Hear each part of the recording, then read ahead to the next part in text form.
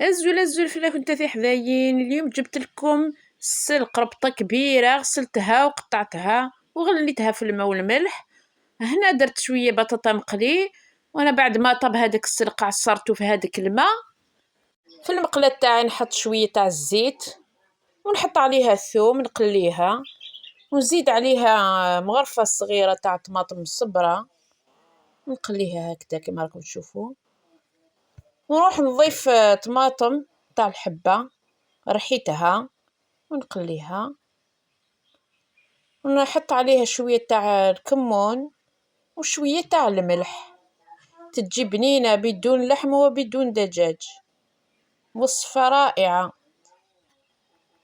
بعد ما طبت هذيك لاصوص تاعي، حطيت هذيك البطاطا وضفت السلق تاعي، شوفوا كما راكم تشوفوا، حطيته باش يشرب في هذيك لاصوص. ومن بعد نروح نضيف عليها البيض، هات 2 حبات ولا 3 حبات كما تحبوا. اللي حبيت ديرها فرماج الفوق ديرها تجي تاني بنينة. ندخلها كامل هذيك البيض، ندخلها كامل هذيك السلق والبطاطا، بعد نروح نغطيو عليها ونخليها تطيب. وهنا كملت الطياب، شوفوا كيفاش خرجت معسلة الله يبارك. هذه الوصفة مليحة في هاد اليامات كي تكون سخانة. شوفوا كيفاش خرج الله يبارك. شوفوا